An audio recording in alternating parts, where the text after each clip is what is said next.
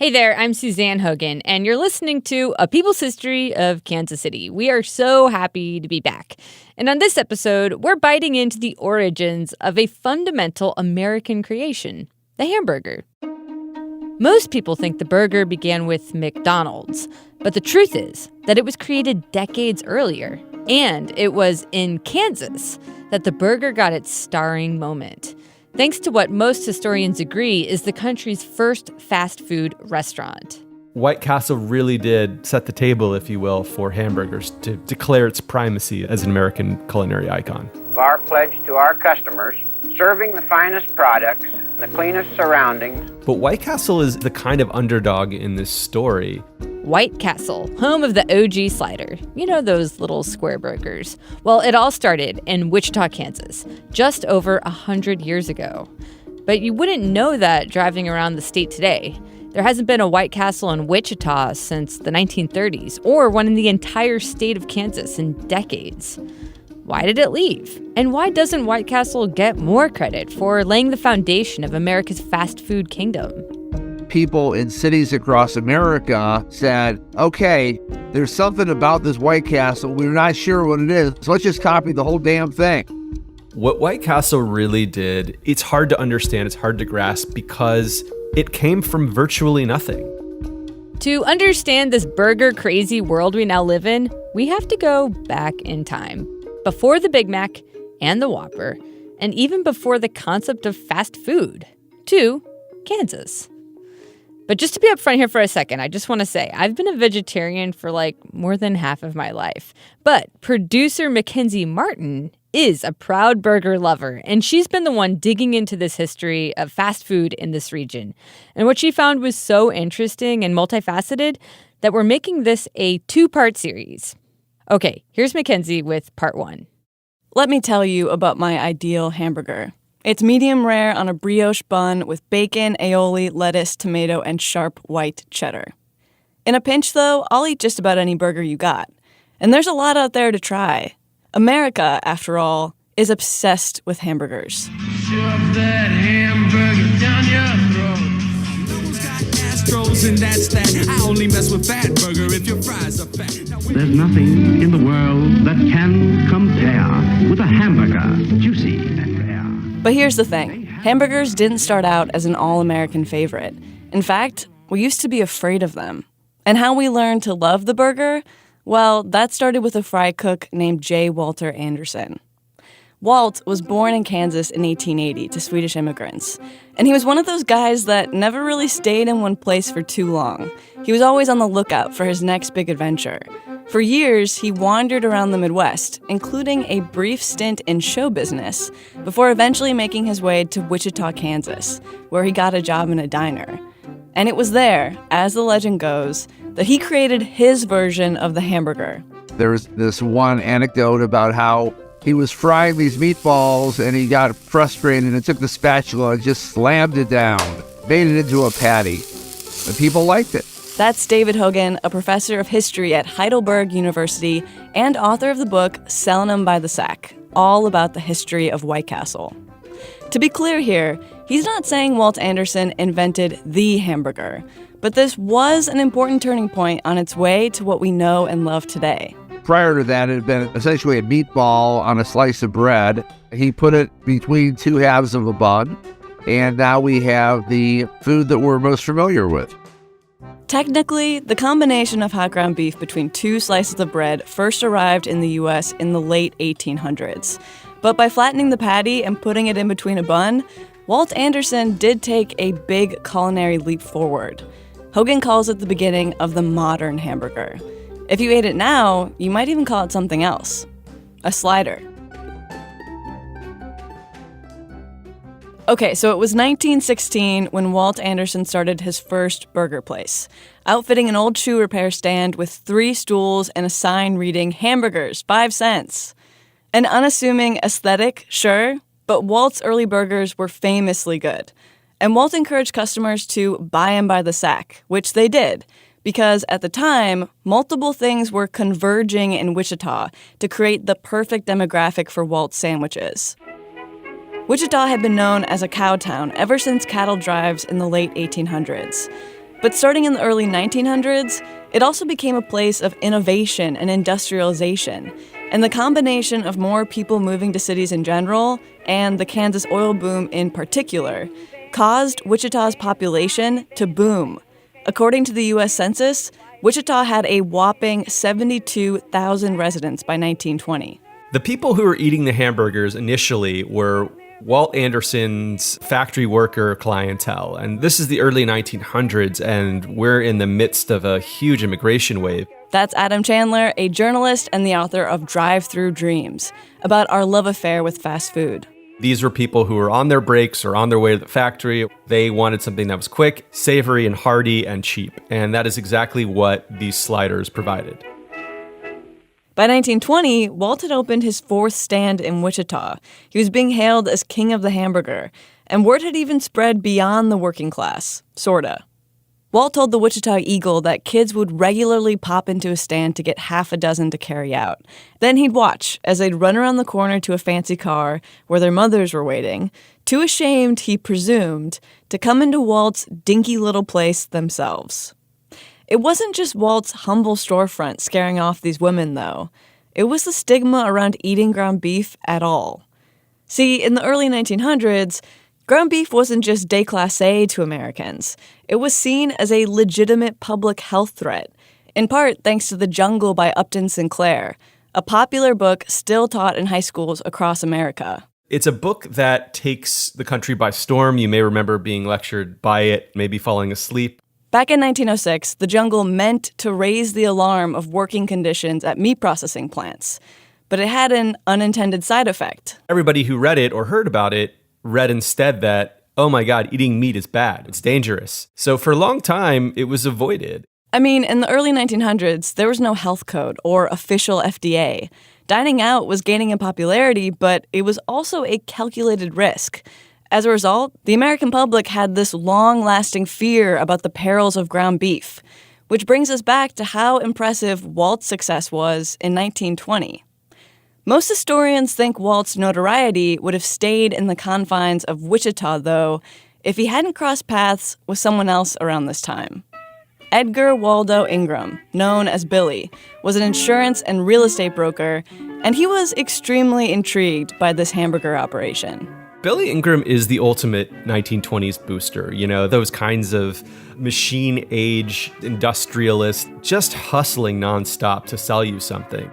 Billy Ingram sees the popularity of Anderson's hamburger stands, and he says, well, this is fine and good, but we have to legitimize this product. We have to intentionally make this something that more than just the poor buy.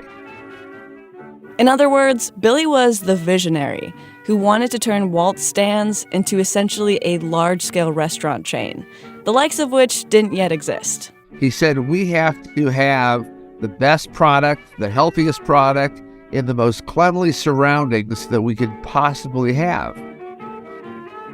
Walt was well aware of the stigma attached to ground beef, so he had already implemented a few things to calm customers down. Like he had fresh beef delivered twice a day, and even ground the meat in front of customers. But with the addition of Billy on the team, these initiatives were taken to new, slightly neurotic heights. He doubled down on cleanliness, standardization, and efficiency from the start, so customers could feel comfortable and safe eating at his burger joints.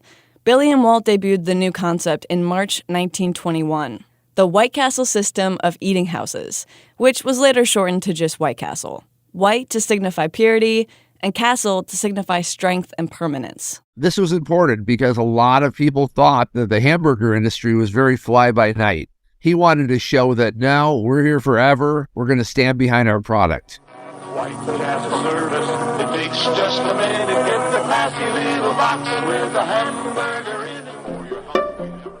The idea was to give every customer the same perfect experience, starting with the castles themselves, which were made out of white porcelain steel, making them shiny and easy to clean. There was a lot of character in these White Castle buildings. They actually looked like castles. They had this kind of aura and stained glass turreted aesthetic that I thought, looking at it, why wouldn't you want to eat there? It looks like a lot of fun. Inside, the restaurants all had the same layout: a grill, a counter, and 5 stools. And the menu featured just a handful of items: coffee, Coca-Cola, pie, and hamburgers made exclusively of beef shoulder meat. The White Castle hamburger is... Have you ever tried one, Mackenzie? I have. They're interesting. They're kind of like scientific in the way they have those holes and everything. Yeah, scientific's a nice way of putting it. Okay, for those of you who haven't eaten one, White Castle sliders are small. They're just big enough to kind of fit in the palm of your hand. And the patties are square so that every inch of space can be used on the grill. Beginning in the 50s, they started putting 5 holes in each patty, which seems strange, but it promotes faster cooking. And now the patties aren't even flipped anymore. So they're not really grilled, per se, as much as they're steamed on a bed of onions, along with the buns, which infuses everything with this really specific oniony flavor. It's a very unique form of hamburger today. If you put them juxtaposed with other major hamburgers, the average consumer would not go for the White Castle. White Castle thrives where there is a very long, in many cases a century-old tradition of White Castle. From the start, there was a certain je ne sais quoi about White Castle. Like, each White Castle was open concept, so you could watch as one of their charming cooks quickly prepared your burger on the impeccably clean grill in front of you. And unlike restaurants nearby, the food was served pretty much instantaneously. Employees up until World War II were all male, and from the very beginning, Billy Ingram said, we want our employees to be extremely positive. We want them to be customer friendly. Billy actually had a lot of rules for his employees. He insisted that they wear clean white shirts, pants, and aprons. Hair was to be covered by a white cap. Fingernails were to be kept neat and clean. And elaborate jewelry and wristwatches were strictly prohibited. White Castle even hung up posters with a diagram of a model employee, warning of the dangers of bad breath and body odor. In return, Hogan says, White Castle paid its employees a relatively generous salary and covered some healthcare costs, long before it was the norm. This was especially impressive considering that by the mid-1920s, White Castle was expanding to a new city every few months: Omaha, Kansas City, St. Louis. A company newsletter, affectionately called The Hot Hamburger, connected employees across the country. And White Castle even purchased a company plane so that Billy and Walt could regularly visit the new castles and make sure they were up to snuff. They strategically built near factories and later, college campuses. He was going to take anybody's dollar, or in the case of this, anybody's nickel. And during a time when African Americans couldn't travel safely around the country or freely enter most restaurants, Hogan says White Castle was an outlier. White Castles were known during the Great Migration as a place where African Americans could stop and get food. In those early days, no one was doing what they were doing. We have Mr. E.W. Ingram, Sr., and he is the president of the White Castle system. Okay, this is kind of hard to make out, but what you're hearing is a clip of Billy Ingram being interviewed in Ohio around 1947. How are you this afternoon, Mr. Ingram? Very well, thank you.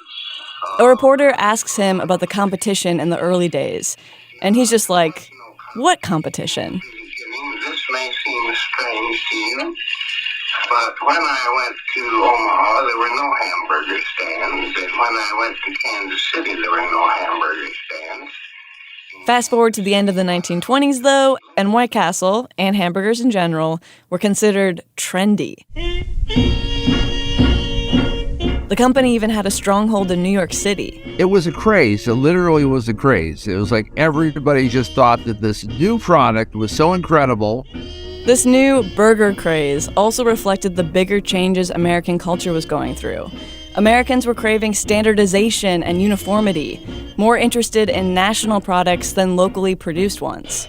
I think there was something about what Billy Ingram was selling with the hamburger that made it seem modern, that made it seem like the culinary analog of the moment, where he has this proto-assembly line of people creating all these burgers while, a few hundred miles north, the assembly lines of Detroit are churning out Model Ts. White Castle hamburgers appealed to the same customers who were buying manufactured clothing from Sears Roebuck and shopping at the supermarket for Kellogg's Corn Flakes and Campbell's soup. I think White Castle really spoke to that ethos in creating a product that was small and affordable and portable. That was a huge part of it. You didn't need utensils. You didn't need a plate. You could just take it with you and go. To really make hamburgers an American icon, though, White Castle had to move beyond their working class customers and seduce the middle class, which the company did with a number of slightly bizarre but effective methods. Like in 1930, when White Castle tried to convince people that its sliders weren't just safe, they were also nutritional. White Castle even commissioned a study at the University of Minnesota, where a medical student ate nothing but White Castle hamburgers and water for 13 weeks. At the end of the experiment, a food scientist came to the conclusion that a normal, healthy child could subsist off a totally White Castle diet and be perfectly fine. It was trying to convince young families, especially the moms who were in charge of the households back then, to feel comfortable serving these meals to their kids. The sandwich is practically an American institution. As far as these boys are concerned, well, hamburgers and hot dogs are their idea of a really good meal. But there are sandwiches and sandwiches. The smartest thing Billy Ingram did to capture this new audience, though, was in 1932, when he retained the services of an actress named Ella Louise Aniel and dubbed her Julia Joyce, the White Castle hostess. You can think of her as a fictitious spokesperson in the same vein as Betty Crocker, who was invented a decade earlier. And this is what we're so excited about. What she would do was basically speak to women's groups and anyone who would listen, really, about the nutritional benefits of eating hamburgers. White Castle didn't stop at moms, either. In the 50s, David Hogan says White Castle went after the children's market, a population of 54 million youngsters who, at the time, accounted for about 40% of the country's food consumption. One example of this was in Louisville, where they sponsored a children's television show called The Cactus and Randy Show. White Castle employees would feed hamburgers to the cowboy attire-clad characters who would enthusiastically proclaim the burger cowboy good. And according to at least one local manager, it was successful. Kids were appearing in greater numbers in Louisville, supposedly begging their parents to take them because of the TV show. It all fed into Billy Ingram's larger strategy from the start, proving to families that White Castle was a safe, practical choice. He would tour local ladies groups around and show them, these are our state-of-the-art appliances. Here is our pristine, clean store. We're going to grind the meat in front of you. Everything is this highly standardized system. And it wins them over because the price is right and the marketing of it, the showmanship that went along with these hamburgers, was hard to beat. White Castle had such a great business model, in fact, that almost as soon as it started, everyone copied it. And by that, I mean fully copied. Let me read you some of the names of these rival burger stands. Royal Castle, White Tower, White Clock, Little Castle, that's spelled with a K, Little Palaces, Little Crowns, White Knight Nickel Sandwich, White Palace, White Log, White House, White Tavern, White Hut, White Fortress. I think you get the picture. Some places didn't even try and come up with a new name.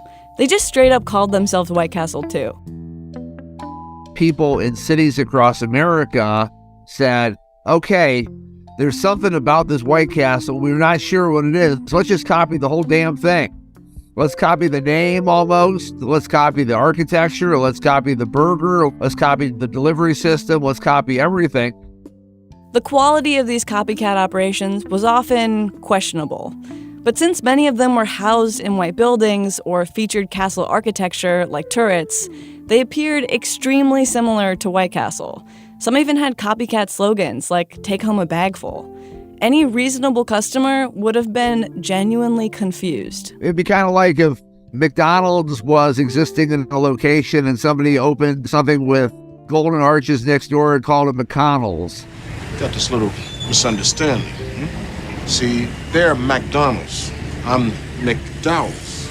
They got the golden arches. Mine is the golden arcs. It's trademark infringement, obviously. A company is only as good as its name. When that name gets diluted, it's a threat to their existence. The most shameless copycat was White Tower, started in Milwaukee in 1926. According to historian Marcia Chatelain, White Tower set up in the same cities as White Castle and copied their architecture and strategy to a T. They also bribed a White Castle manager to steal accounting records, manuals, even the designs to White Castle's signature hamburger paddle. Naturally, White Castle sued White Tower, eventually winning a payout of $82,000. But not before White Tower ridiculously sued them. They claimed that White Castle infringed on White Tower's market when it expanded to Detroit. You truly can't make this stuff up. For a while, the success became such that you could go to a town and find a place selling small hamburgers in the 30s and 40s, and it wasn't a surprise to you to find it because White Castle created that market. One of the most famous clones is still around today, Crystal. That's spelled with a K, headquartered in Georgia. Kids just naturally love Crystal hamburgers because the flavor's steamed right into the bun. One of Crystal's co-founders admitted to visiting White Castle before opening Crystal in 1932. Crystal, by the way, was meant to imply clean as a crystal. And just like White Castle, they sell their small square sliders by the sackful. Quite frankly, the biggest difference between their hamburgers and White Castle's is that Crystal adds mustard. As you can imagine, all of this was extremely troubling for our real estate agent turned burger tycoon Billy Ingram, who, remember, spent years of his life campaigning for the public to eat ground beef and meticulously standardizing each castle so that customers had the same perfect experience every time. It was in the middle of this copycat boom that White Castle took stock of its restaurants and made the decision to cut free from its home state of Kansas.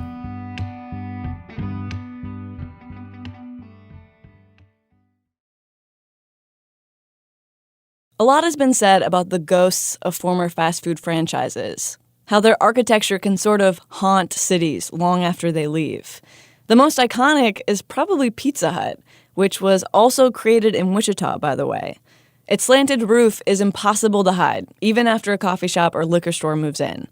But every once in a while, you might also see an old White Castle, that impossible-to-mistake white box.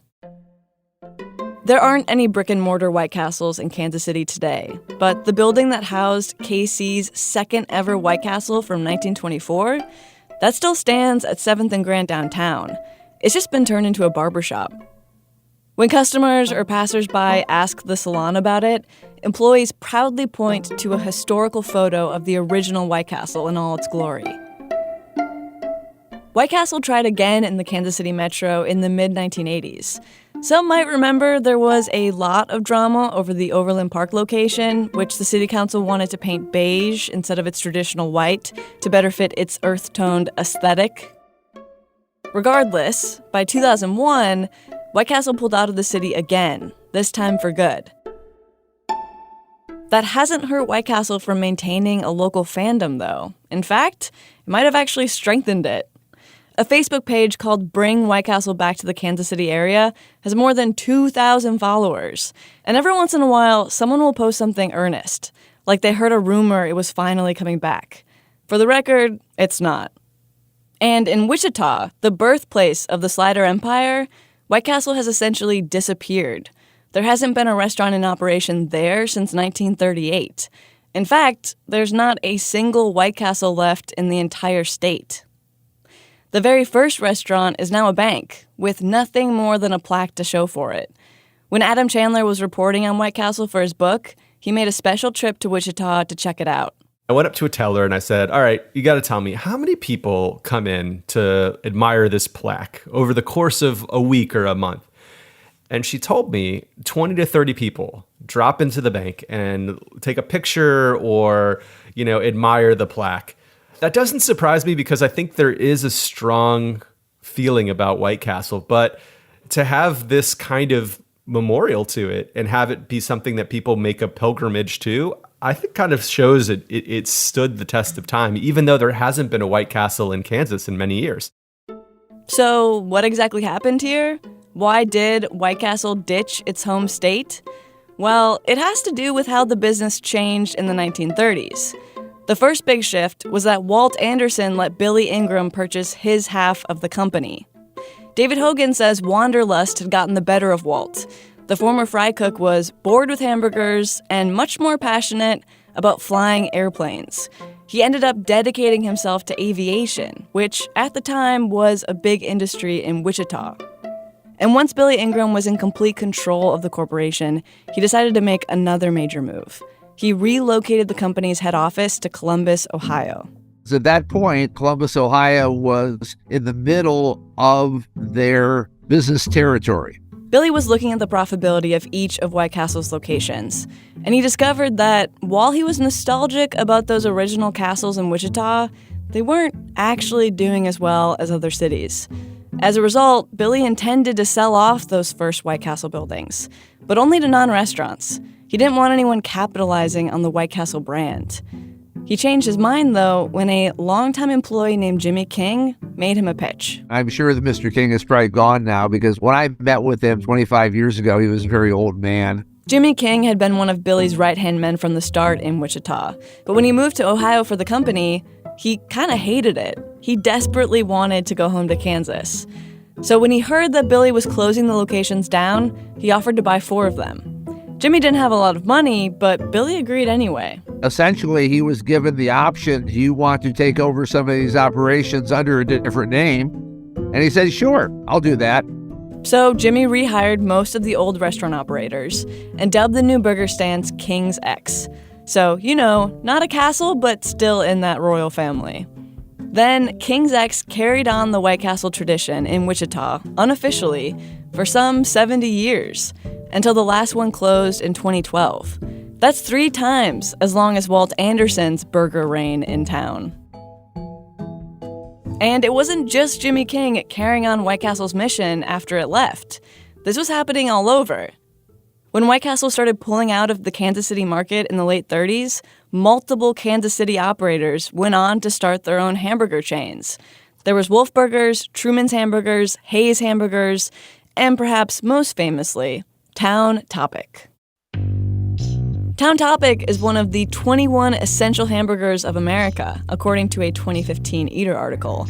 And they still have 2 locations in downtown Kansas City, down from a peak of 6. The mini chain was started in 1937 by former White Castle employee Claude Sparks, who told the Kansas City Star that he patterned it exactly after White Castle. And Claude's descendants still make their sliders using a very familiar method today, by steam griddling the patty on top of super thin shreds of raw onion. All that's to say, it's hard to overstate the importance of White Castle in fast food history. On top of these copycat chains and former employees going out on their own, the case could be made that all fast food companies have lifted something from White Castle's playbook in one form or another. In 2014, Time magazine named the original White Castle slider the most influential burger of all time. In second place was McDonald's. Get yourself ready for a trip through McDonald's land. You know McDonald's. Originally started by the McDonald brothers in the 1940s in San Bernardino, California, it was eventually taken national by Ray Kroc in 1955. It may be the dominant chain now, but it borrowed so much from White Castle. A limited menu, diligent levels of cleanliness, and one slightly more obvious one. If you find an old picture from 1948 of the very first McDonald's, it has a slogan that says "Buy 'em by the bag" on the marquee. And that's a direct ripoff of White Castle. Chandler says the reason McDonald's has since overshadowed White Castle is mostly simple. Its geographic footprint is just so much bigger. White Castle currently has less than 400 restaurants in the United States. McDonald's has more than 13,000. And that number triples if you look at the whole world. You cannot throw a stone in the air without hitting a McDonald's. But what White Castle really did in paving the way for brands like McDonald's and all of its burgerly brethren is hard to match. It's hard to understand, it's hard to grasp because it came from virtually nothing. The big difference between these two business models is that White Castle only expanded when they had the money to expand. They didn't follow the franchise model like McDonald's did. White Castle is the kind of underdog in this story because they didn't basically put the onus on small franchisees to go into debt or to sign onerous agreements that made it difficult for them to get out of their business if things weren't going well. It makes sense. But if you ask David Hogan, he has another theory for why White Castle's the underdog here. Ray Kroc's massive propaganda machine, which essentially erased White Castle from hamburger history. To believe the stories of Ray Kroc, he invented fast food. That is essentially the message that people get today, is the McDonald's was the revolutionary factor in the fast food industry. McDonald's was a Johnny-come-lately. Ray Kroc, bless his heart, just learned somehow to do it bigger and ultimately, I guess you could argue, better. White Castle may only have a physical presence in 16 states today, but they have expanded in other ways, like into the grocery store. Sliders, chicken rings, breakfast, all available in the freezer aisle. And they're still family-owned. Their current CEO is Lisa Ingram, the great-granddaughter of Billy Ingram. At the end of the day, we don't try to be like everybody else. We're not trying to read someone else's playbook.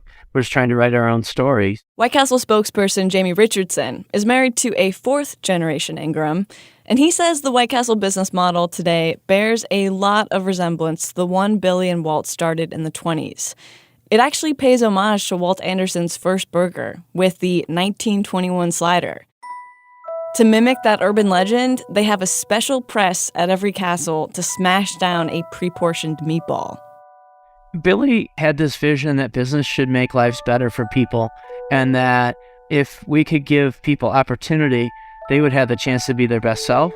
Since 1921, we've had one objective, and that was to improve everything that we had in connection with it. If he was hustling, it was hustling to do what he could for the team members.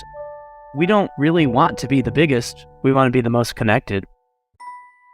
White Castle doesn't just know it's the underdog, it embraces it.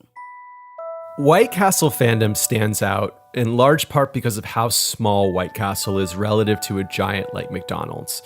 And it's geographically limited in its availability, and it's not necessarily set on the highways, so it has a lot of things around it that make it hard to get to. And I think part of that's exemplified by the movie Harold and Kumar Go to White Castle.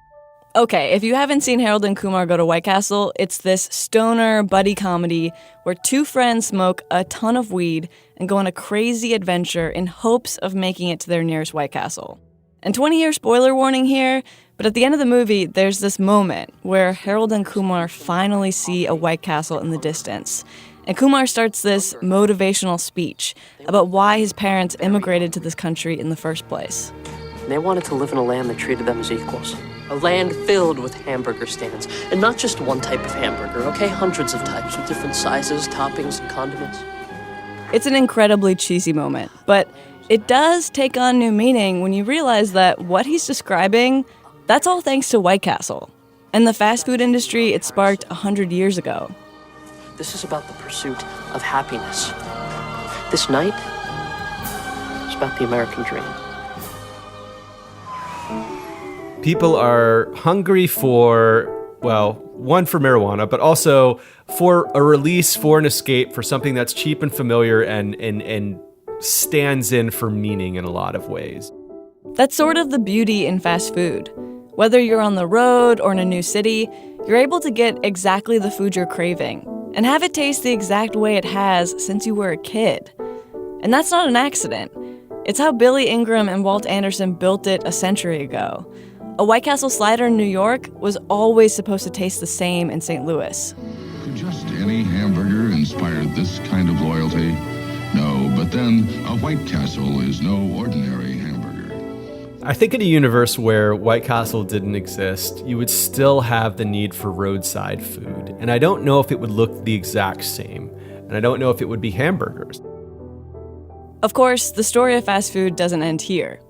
Because, as we know, the massive footprint that these restaurant chains created has totally transformed our communities. And we're still dealing with the consequences. Next time on A People's History of Kansas City. How McDonald's started to take over Kansas City in the 60s by promising black entrepreneurs the American dream. You give a black guy a franchise where there's not much disposable income, and it's a hard deal to crack. So he said, well, I tell y'all what we're going to do. We're going to picket your place, and our people are not going to shop at your place anymore. All of these ways that McDonald's becomes another actor in this dramatic moment in American history, I wanted people to see that it wasn't just the place. It was a significant part of the story of struggle and the story of solutions and the story of unfinished business of race relations in America.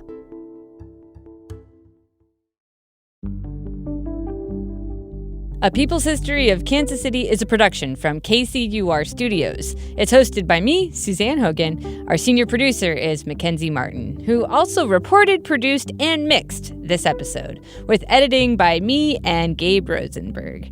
We had lots of archival audio in this episode, including commercials from White Castle, McDonald's, Crystal, and Betty Crocker, and clips from Popeye the Sailor, Let's Make a Sandwich, The Cactus and Randy Show, Coming to America, and Harold and Kumar Go to White Castle.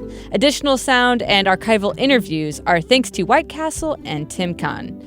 Music this episode from Beck, People Under the Stairs, Nora Bays, Hoagie Carmichael and his pals, Duke Ellington, and Blue Dot Sessions. Special thanks this episode to Scott Sparks and Andrea Broomfield.